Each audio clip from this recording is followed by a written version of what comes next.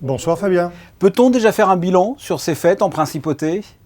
Nous avons déjà quelques chiffres qui sont moins bons que ce qu'on pouvait espérer, mais qui ne sont pas catastrophiques. Et en termes de chiffres, de résultats, qu'est-ce que vous avez comme information ? Sur Noël, la principauté réalise un taux d'occupation d'environ 30% contre 37% en 2019. Et pour le Nouvel An, un taux d'occupation de 72% contre 95% en 2019. Et la cause, ce sont les restrictions en principauté ou plus globalement la situation mondiale ? Non, c'est beaucoup plus globalement la situation mondiale. Nous avons pu nous entretenir avec certains restaurateurs et les réveillons se sont bien vendus dans les restaurants. Donc ce ne sont pas les mesures locales qui ont pénalisé la fréquentation, mais vraiment le fait que les gens sont moins venus en principauté du fait des restrictions de voyage et de l'inconnu quant à la situation par rapport au moment où ils prenaient les réservations.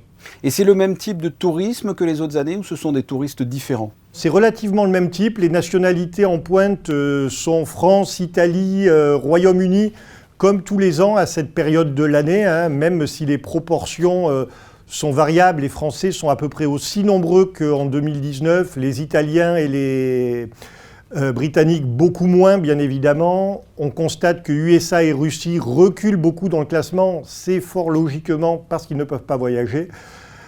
Allemagne et Suisse remontent, mais à un niveau qui ne permet pas de compenser les pertes sur les autres nationalités. Et quel est le retour en termes de satisfaction ? Parce que c'est vrai qu'il n'y a pas eu de grandes soirées festives pour la Saint-Sylvestre par exemple. Ce sont des touristes satisfaits quand même ou plutôt frustrés de leur passage à Monaco ?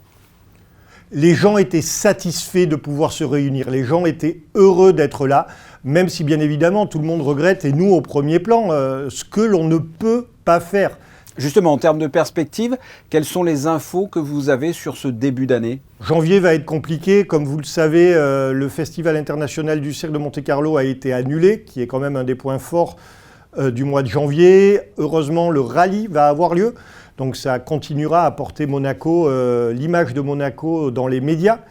Mais c'est aujourd'hui l'inconnu pour les mois à venir. L'ADTC est en train de revoir son plan d'action.